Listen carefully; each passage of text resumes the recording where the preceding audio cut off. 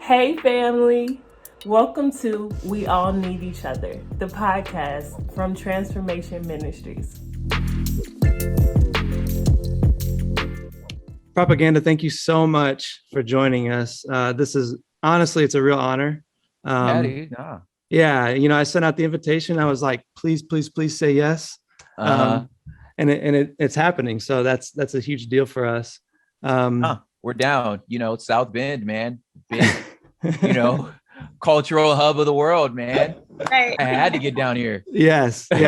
Maybe you can actually come visit sometime. That'd be great. That'd be dope. That'd be amazing. So I listen to a lot of the stuff you do, music, podcasts. I read your book. So I feel like I could give you a pretty accurate intro. Okay. But what I'd rather do is hear how you introduce yourself and how you want to be known to our audience. Man, yeah, both are always uncomfortable. Like listening to somebody read your bio or being like, hey, so introduce yourself, total strangers. I'm like, yeah. Yeah, so name's Prop, short for Propaganda, poet, rapper, now author, do a podcast on like politics, and I coffee snob. Well, not snob. You gotta like snob is like, it's like if it's a bell curve, it's like snob is like, once you get the snobbity, it's like you're still kind of a noob where it's like, dude, relax. You know what I'm saying? Like, just you invented coffee. It comes from the 1500s, guys. Like you didn't invent this. Relax. So I think there's another side of that where you're just like, I just enjoy a good cup. So I'm on the other end of that where I'm like, I know what I like. And husband, father. I really pissed off my daughter last night. Who speaking of working with teens, who I kind of over the ground I'm standing on, the statements I've made are still facts. These are the rules. I just happened to overreact and spoke very ungraciously. So I was like, I apologize. I don't think she accepted my apology, but like I'm just now just like walking around on eggshells in a house I paid for. Hey, that's something. In your book, I loved hearing you talk about girl dad because I have 3 girls and we just recently had a boy, but my husband is like, man, I'm in over my head with some all the time. It's like you walk into a house and the house not only like speaks a different language, like they don't even use the same alphabet. And you're like, I can't even find an inroad. And I'm already like, any parents who feel me like understand what it's like to be the second favorite parent. Like I am that. Like I am not the favorite. Yes. Like my wife will walk in and say, hey, so did they, tell you about that thing? And I'm like, what?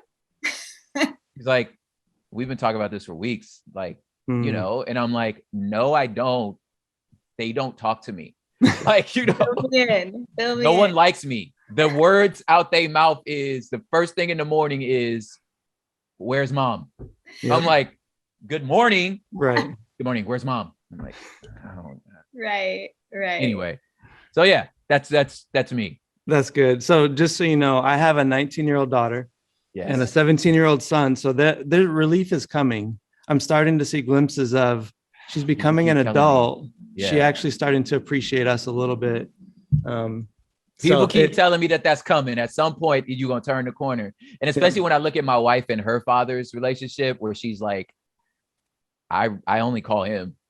Like, I don't call my mom. Like, I call him and I'm like, okay, it's coming. It's coming. She's like, I'm actually worried about it because at some point I'm going to stop being the favorite. Right. Yeah. Right. Just keep putting in the work. It'll all pay off. Keep putting in the work. So I would love to hear kind of, so we know what you do. You do a lot of art. You do a lot of speaking. But in your mind, what's the purpose? Like, what's the point? What's the point of all the work? Yeah. I mean, there's the part of me that like enjoys like the reality of like art for art's sake, and speaking for speaking, the craft and the skill of it. That like I, on a completely selfish level, like enjoy doing it. Now as a like sort of in a more mission-minded kind of way, like I feel like even just like the book Terraform kind of captures like really what I want from my life, period, is like the idea of like the structure and formation of culture, and how my words you know, and my contribution into like the long stream of history, like you know, really willing to play my role in creating like dope artifacts in people's lives, you know, the people that I have direct access to, and then ultimately like just putting good in the world. So I feel like for me, like that's really the point. It's like, dude, like I know that, you know, 100 years from now, there will be an entirely new crop of humans, you know, which is like a really crazy thought. Like, you know what I'm saying? But I just want to know that like in my little 100, I played my role, and I played a good role, you know? I love when you said in the book too, you said, you know, artists is where like we need to imagine things and create things. And that artist is where it's at, because they can create something out of nothing, or like see something that maybe a business minded person couldn't see. So I thought that was cool. Yeah. That's the hope, you know, spark that imagination and remember how to dream. Yeah. So a question I have is, we ask actually every guest that comes on this question, but it'll help us to get to know you more. The question is, what fascinates you? So this is something you can take any which way. You can take it big or small, recently, or something that's always fascinated you. But what's something right now that you'd say is just fascinating you? Man, and it's like, God, it's gonna feel so charged. But it's like, but if you, it honestly fascinates me, our like socio-political moment. Like it's fascinating to me because I'm a history nerd, you know, and cultural buff, and just like how empires come and go and build and fall. Like if just any understanding of just the history of Europe or Africa or Asia, just anywhere else in the world, just like sort of the like, you know, for some reason, just, I mean, I drank the same Kool-Aid every American drank, you know what I mean, to believe that like we're somehow, you know, immune to the rest of the trends of the rest of the planet, you know what I'm saying? But just kind of seeing it happen in real time, being like, this is fascinating. Like and it's weird, but I'm like, it's fascinating to me. Like, what's happening right now? You know, it's almost like, you can read. You're like, this is what they're going to be reading. Like they're going to be reading in the history books. Like I'm living in this space. Yes. And isn't it weird to feel like people are going to be reading something? And I experienced it. And I know you talked about in your book, like your grandma would tell you, hey, this is what really happened. Yeah. I feel like I'm going to want to pull people aside and be like, hey, I actually lived during that time period, and this is what went down. This is what it was really like. Yeah. You know, and yeah. And like, I agree. It's like, part of me feels like, you know, you want to curate the story to be like, oh no, don't nobody talk about that part. You know what I'm saying? And then it puts you in the shoes of the people we were reading, to be like, I wonder what they would say about what we're reading about them, you know? Right. It's fascinating to me. It's fascinating. I loved hearing you talk about all the history in your book. I was fascinated by that for sure. Yeah. So let's talk about the book. I got it right here. I want people to see it because this cover, first of all, is incredible. And I just, man, the book for me was just such a great experience. Like I read a lot of books, and the topic or the subject wasn't that unusual for me, but the presentation was so unique and so fun. Like, it's just a little bit like there's always unexpected things coming up in the book. So can you just talk a little bit about the presentation, and then kind of like what is Terraform? Because that's a weird word. Yeah, dude. Nah, that's hearing your review is like what I was really hoping for the book. So the book is a collection of poetry and short stories, and it's broken up in sort of like acts, almost like not necessarily chapters, but like almost like theater, you know what I'm saying, where there's scenes inside an act, you know, so there's like chapters inside of a movie, you know what I'm saying? Yeah. So it's broken up like that, and you know, sprinkled in with illustrations and really short margins, you know, really wide margins, if you will, for you're a note taker, you know what I'm saying? And for just the aesthetics of it, like a book is also, in my mind, is also a visual experience too, you know. So I wanted the texture of the book, the weight of it, the type of paper, you know, the font, you know, the size. Like I was pretty unbending on all those things, because I wanted the physical experience to be that dope. So it's not, it's linear in the sense of like it's thematic, but I know like if someone were to ask me just to sit down and write a book, I was like, I probably couldn't, you know, but I know I could do this because this is more like the way that I enjoy communicating. So that's kind of like the formatting thing. Terraform, science fiction term, where it's the process of when you find a distant planet, the process of making that planet livable. It's called terraforming. So in thinking about like, you know, my manager asked me like, what do you want to talk about for the next 10 years? And I was like, well, that's it. Ain't 10 years? Like not 2, like 10? Okay. So if we're talking about 10, it has to be like a big enough umbrella to cover all that interests me. And then so the way to think about it to me was like, okay, this idea of like world building. Yeah, it's like if you're you know, you're a movie, like if you watch Dune, like that was world building. They had to create this like universe, you know, and take these things that they've seen and build a world. And I'm like, that's really not far from what we do in actuality, you know what I'm saying? Like we've built it, you know what I'm saying? And like, so I use it as a creative sort of jump off to be like, if the planet we're on now, the physical planet and just the cultural planet world we exist in is feeling less and less livable, you know, like maybe we should start our own terraforming project, you know what I mean? And that's gonna require a little imagination. So that's what this actually a lot of imagination. So that's what this book was designed to like kind of carry us through. That's what terraforming. Yeah. One quick question before you jump in, Allie. What was it hard? Or what was the back and forth like between you and the editor? I'm wondering because it's written in your voice, like the way you speak, the way I hear you talk on podcasts, that's the way it's written. Yeah. So I could hear you, even though I wasn't listening to the audiobook, I could hear you speaking the words. And that seems like such an unusual way of writing. I wonder if there was like any back and forth with the editor or the publisher on that. We definitely have back and forth. There's like, you know, times where I might have gotten too flowery. One thing that Caitlin was saying is that like I have a tendency to get lost in the metaphor, and it's like bring it back to the planet to where we're like, that's beautiful, but I don't know what it's going to take us too long to understand what you're trying to say. So there was a little bit of like, come on, man, like come back down, you know? So there was that.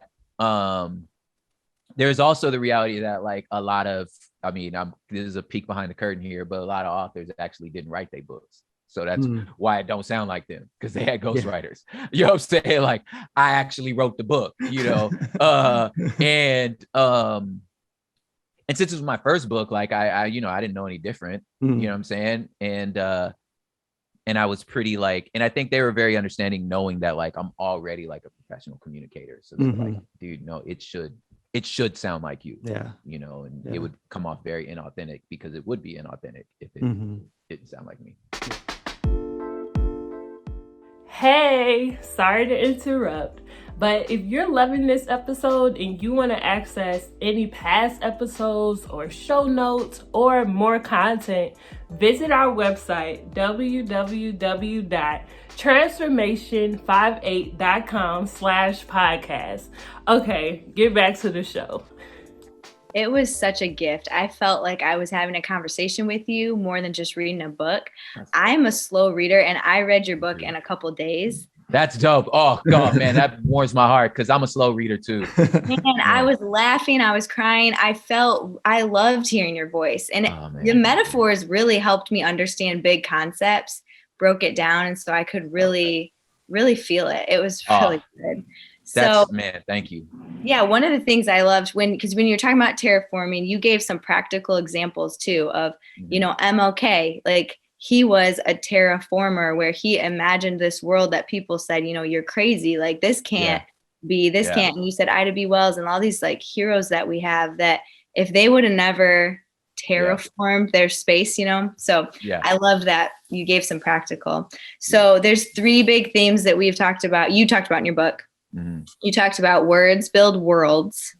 You talked about we are the culture. And then we want to spend a lot of time talking about the possibility, which is your last chapter or act scene. Yeah. So can you explain what you mean when you say words build worlds? Yeah, I that's one of my favorite themes about this is whether it's your inner world, like who you see yourself as, and in turn, how you interpret the world, it is because of the things that have been taught to you, spoken to you, you know what I'm saying? Like, because it's just how culture is made, right?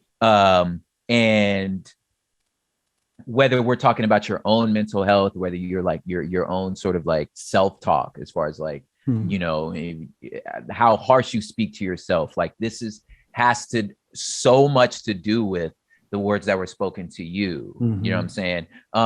And in another ways, like, I know y'all look, South Bend, y'all some tough as nails, hardworking people, you know what I'm saying? So like it become real hard for you when you see somebody that don't know how to take criticism or that don't know how to like work with their hands. And you're just like, I don't know what, man, who taught you to think that? Like, you know what I'm saying? Like, what is like, just go to work, bro. Like, you know what I'm saying? And it's because, you know what I'm saying? Like, y'all parents ain't have time for that.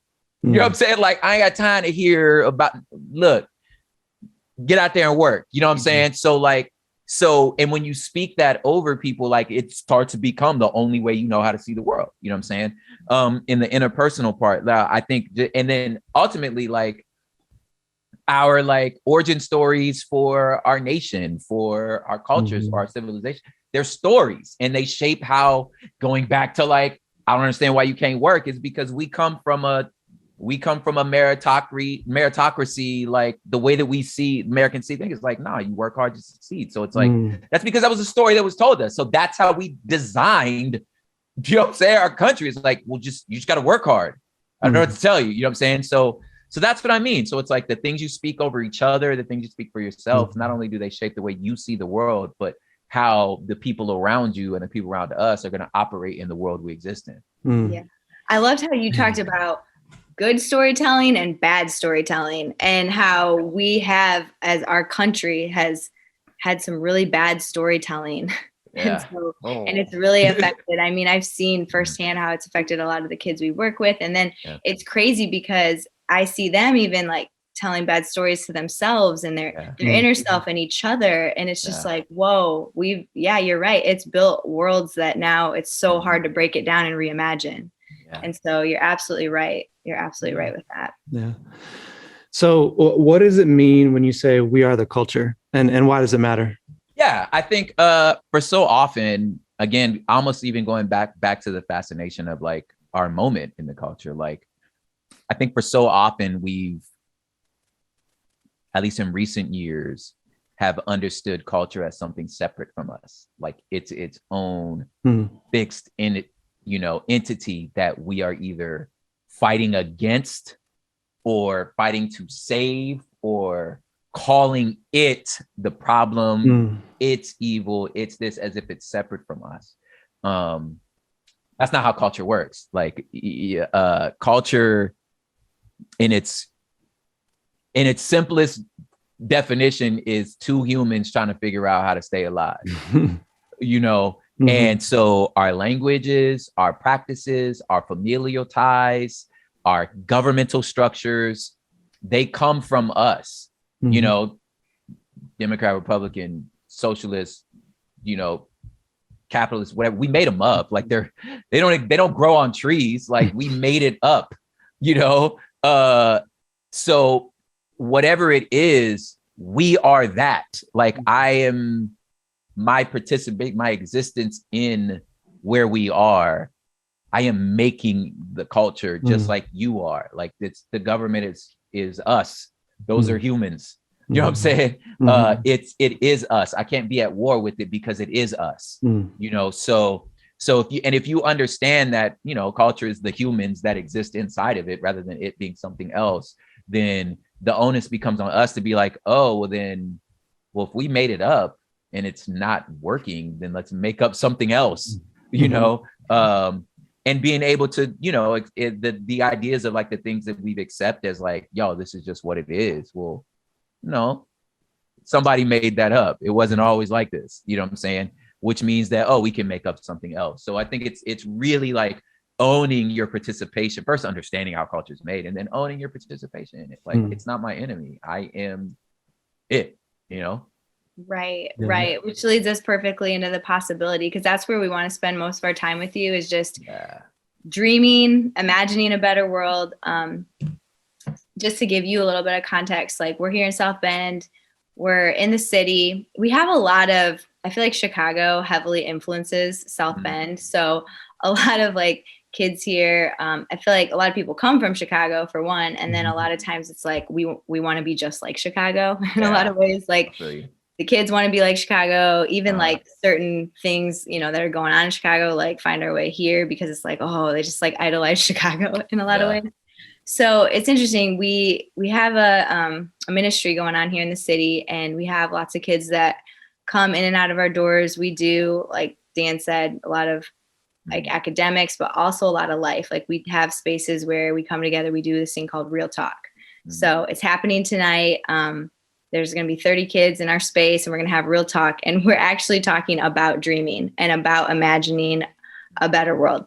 And so in that space, we ask a lot of questions. We don't talk we really ask them questions. And so as I'm even preparing for tonight, I'm thinking one of the areas I'm getting stuck on is, how do you get students to dream of a different world when, like, the community and space they've grown up in, you know, they've seen violence, and there's been trauma, and there's lack of opportunity, and there's just like really hard, they're in survival mode. And it's like, how do you take them in that space and then say, let's like dream up and imagine a new world when they feel like they're just like in the grind of surviving?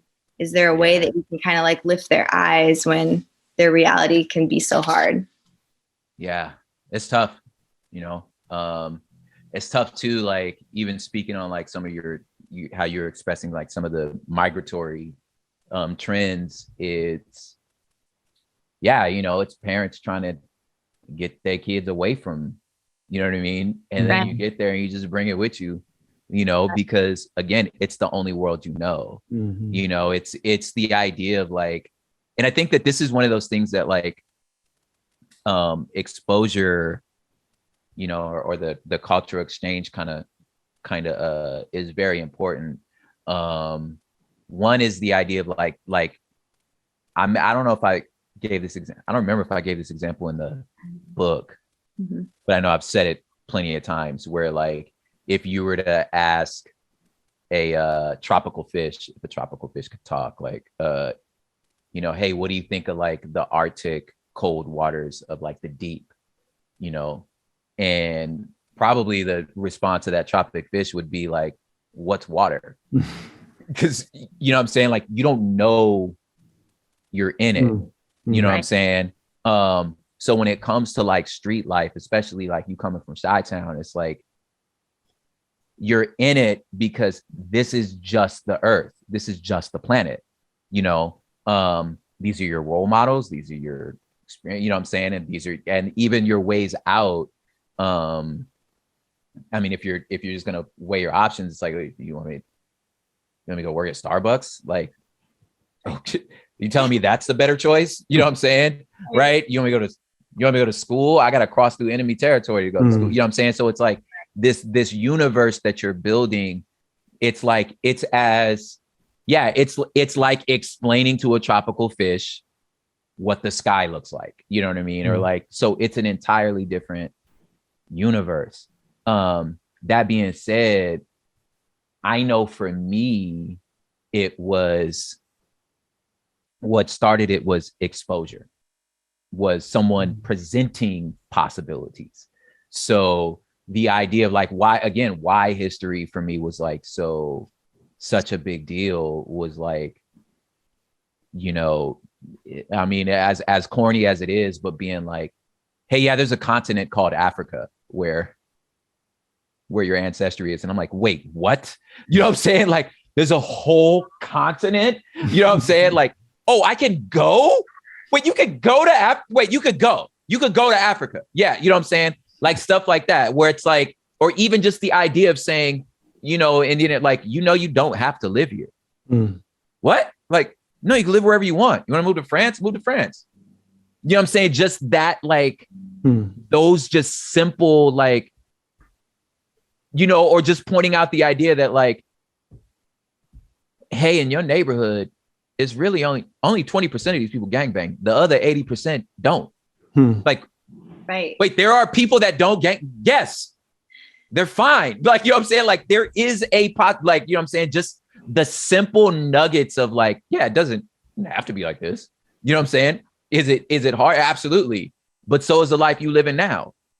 You know what I'm saying? And that's like, for me, it was like, well, I mean, which hard do you want? Like, you want this hard or you want that hard? One hard will kill you and all your homies. The other hard might make you a millionaire. I don't know what to tell you. You know what I'm saying? Like, I'm like, it's possible. You don't have to go to jail. Like, you know what I'm saying? It's like, there's millions of people that have never been to prison. You don't have to do this. So I think for me, it was that I personally, I fell in love with hip hop. I started, you know, taking the bus to Santa Monica, seeing the guys, you know, Dogtown, like the skateboarders and stuff, where I was just like, oh my God, there's a whole other world in my city. You know what I'm saying?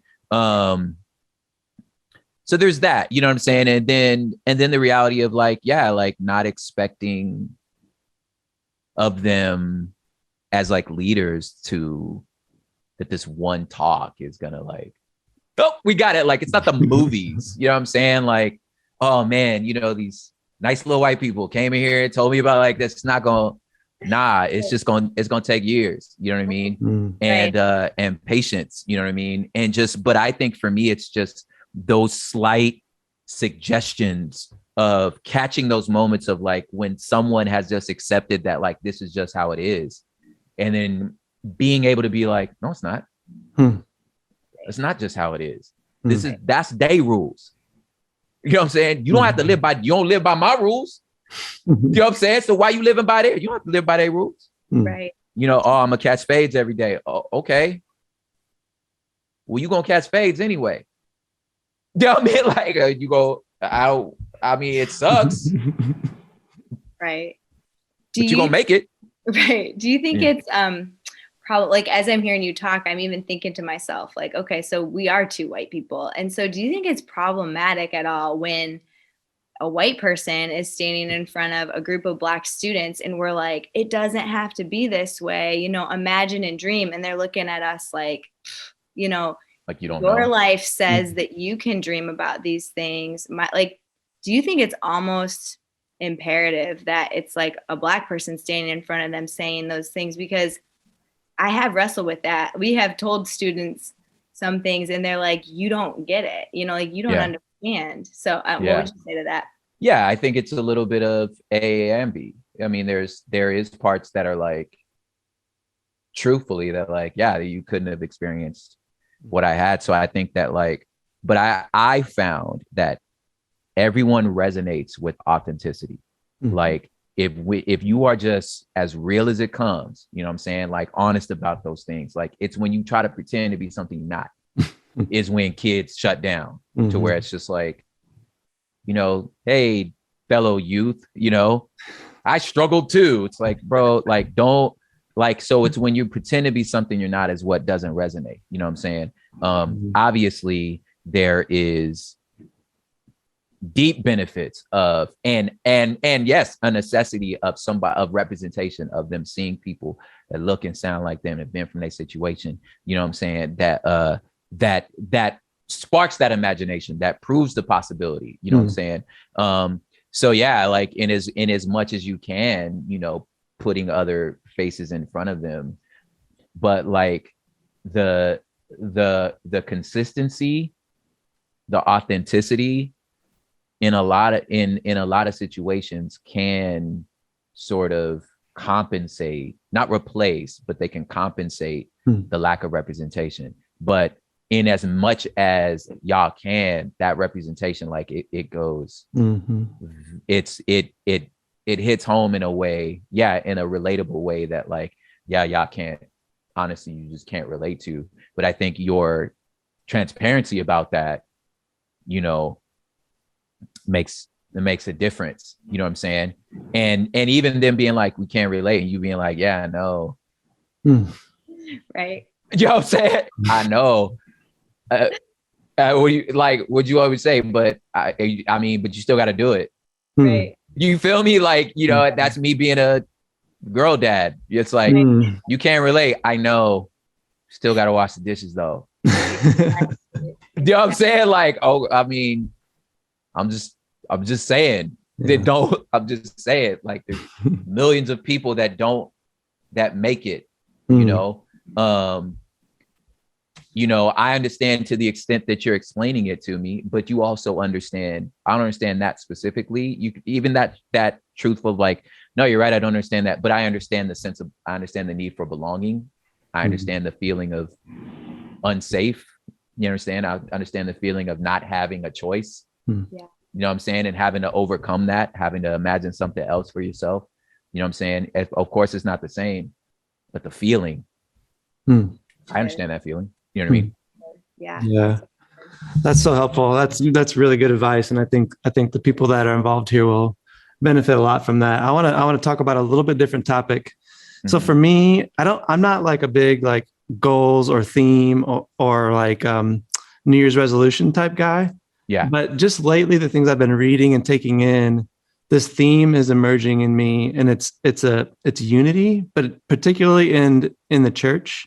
I think it's because I come from one place and now I'm in a different place. Yeah. And I want those two places to be together. Yeah. But I recognize there's lots of barriers. Yeah. And so for you, like, I know that through your work and your life, you've navigated a lot of different areas of Christianity, you know, from conservative to liberal to progressive to whatever.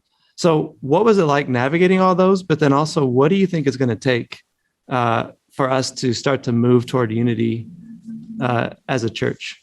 Man, so the first part of what it was like, I mean, it's like, you know, taking out the trash bins in a blizzard, you know, you're just, every step is you know, you're like, this should not be this hard. You know what I mean? Like, why am I putting myself through this? Why would anyone live in a place where the weather does this? You know, like, so there's parts of it that were like that, but like, along the way, you know, you meet people that like, you're like, in whatever situation, it's like, that's a real one. You know what I mean? Like, that person's dope. You know what I'm saying? And I think one of the tools for that served me well was keeping the rights to identify me solely my own. Like, in the sense that I'm not letting you identify me as conservative or liberal, or I'm not accepting any of the categories you're putting me in just because I'm sitting in your space.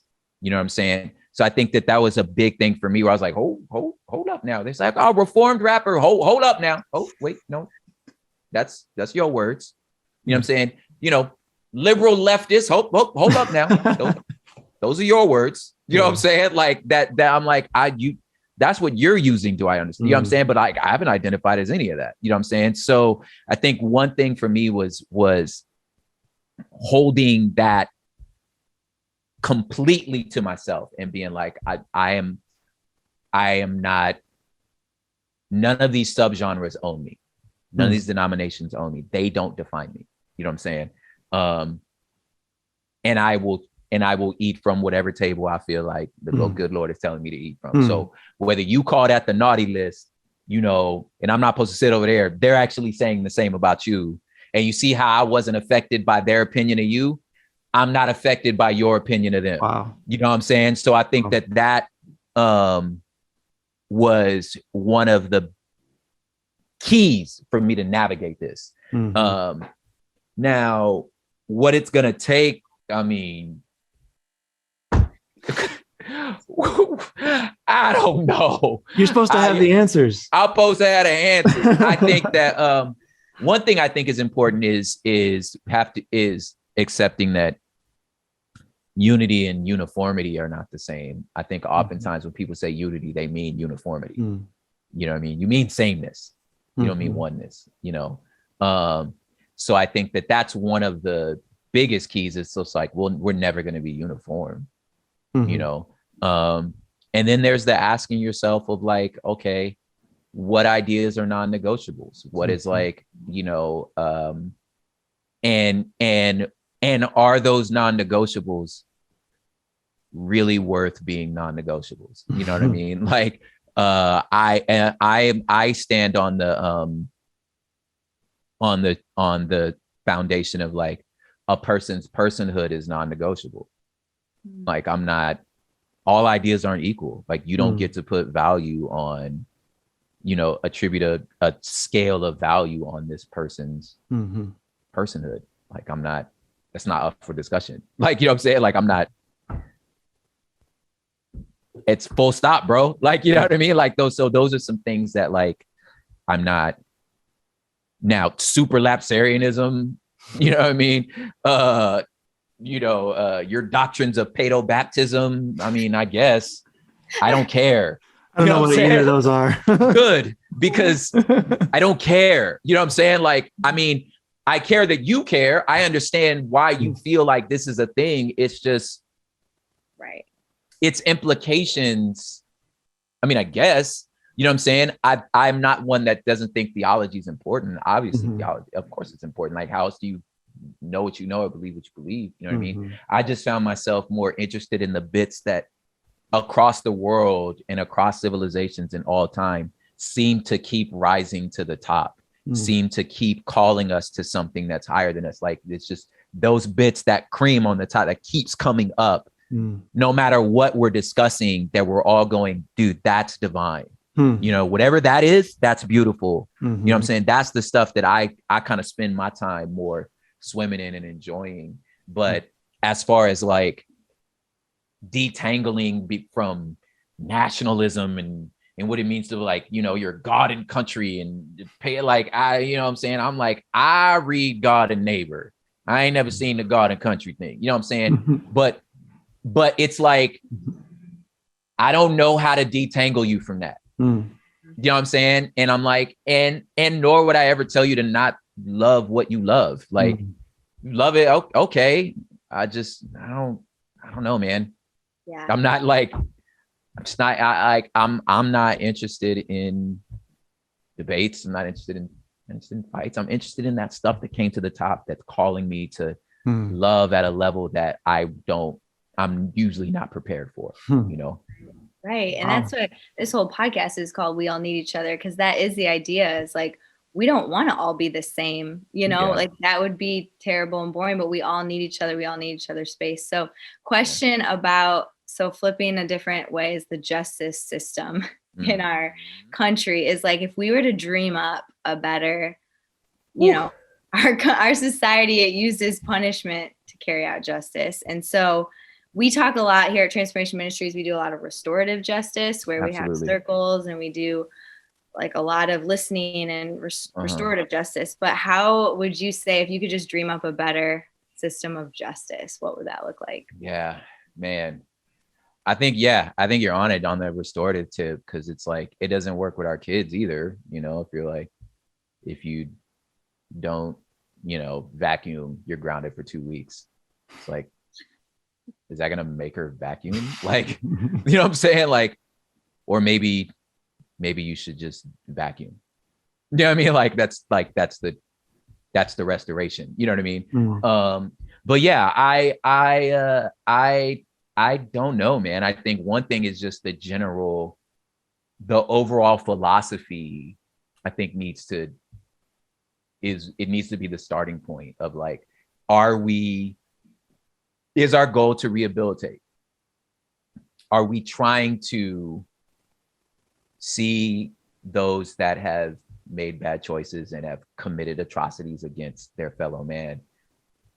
You know, where's our areas of priorities, you know, in terms of like harm reduction being number one, so like removing someone from a situation of harm, and then rehabilitation, you know what I'm saying, from the person over? Or is it remove harm, put a sword down, and just hide them away so that we can, you know what I'm saying, like what is our North Star here? So I think that like that has to be the first question. And if that's the first question and if the question is, well, no, we're not trying to just hide people away so that we can all be cool, then you have to really rethink prisons. You know what I'm saying? It's like, well, if your goal is to rehabilitate them because we're trying to get you back into our society, then you got to, and what you're doing right now ain't working. You know what I'm saying? If your goal is to, again, to see, again, a rejoining of a community when you have a minor that's gone astray, you know, broke into a house, you know what I'm saying? Like, you know, I live in the inner city too, you know what I'm saying? And like, if a little homie breaks into my house, of course I'm frustrated. Do I want him in the system? Absolutely not. I want my stuff back. And I want him to know that there's a better way to live. You know what I'm saying? Am I angry? Of course I'm angry. You know what I'm saying? Like, you violated me. You feel me? But I would love to see little homie figure out a way to like pay that back, you know, work this debt off. You know what I'm saying? Come mow these lawns in the city. You feel me? Like, you owe us that. You know what I'm saying? Like, you need to go sit with, you know, Mr. Gonzalez on the top of the road. You need to go, like, you know what I'm saying? And let the OG, you know what I'm saying, kind of pour into your life, show you a different way. You feel me? Like, so that's because you're still one of us. You know what I mean? So I think there's that. There's the idea of like otherizing, that like criminals, again, are something other than us. You know what I mean? It's like, well, no, they're us. You know? So yeah, I think now it gets down to policing. You know what I mean? Again, like, why are they here? Are they really here to stop crime? No, that's not they're there for the protection of property. Police don't stop crime. You know what I'm saying? They don't even solve them. You know what I'm saying? Somebody snitches. That's how crimes are. So they're not doing that. You know what I mean? Keeping you safe? No, that's not their job. You know what I'm saying? So like, well, how are we doing? Well, then what are you here for? You know what I mean? So like, well, let's rethink that. Like, what are they here for? You know, what's the goal? Are there better ways to accomplish the things that we're trying to accomplish by just using a hammer? You know what I mean? Like, maybe there are better ways to do this. You know, maybe more after school programs, you know what I'm saying, would stop loitering. Maybe we had somewhere to go. You know what I mean? Like, maybe if I would, you know what I'm saying? Maybe if I had a job, you feel me? Like, you know, like that, maybe if I was making money other ways, I wouldn't have to be on the street corner. You know what I'm saying? So like, I'm just saying, maybe there's other ways to solve, you know, those things. And those were that. Yeah. So like spitballing here, that's how I would like, you know, but I think community, policing, you know what I mean, is a good first step, but ultimately it has to be that, like, what's that North Star? What are we trying to do with justice? You know? Yeah, that's good. Our time is almost up. I just want to tell you, kind of affirm, you probably get this, you probably get enough affirmation, but I want you to know that, I want you to know that the things that you're talking about, the things in your book, the things that you speak about on podcasts, like we're finding application for those here in our context. I was with a group of people last night. We were looking at a different book, kind of studying it. And I was talking about how words build worlds, and like, we get to decide whether we want to build a different world or not. We don't have to play by the rules that somebody else laid out for us. We talk about that with the students here all the time. As an organization, we talk about, we are the culture, like, we're creating the culture. Yeah, man. And so what you're saying as a hip hop artist, rapper in LA translates to here. And it's amazing. So I just want to thank you for your work. Dude, thank you guys. I appreciate that. Yeah. South Bend has your Let's go. And everything is happening. We're terraforming this little South Bend. Yup, let's go. That's right. Thank you so much for your time. Man, well, I appreciate y'all, man. Thank you. I get lost in my head now. I forget that you said how you could never be let down, and your love unconditional. I get lost in my head now. I forget that you said how you could never be let down, and your love unconditional. Whoa, whoa, whoa.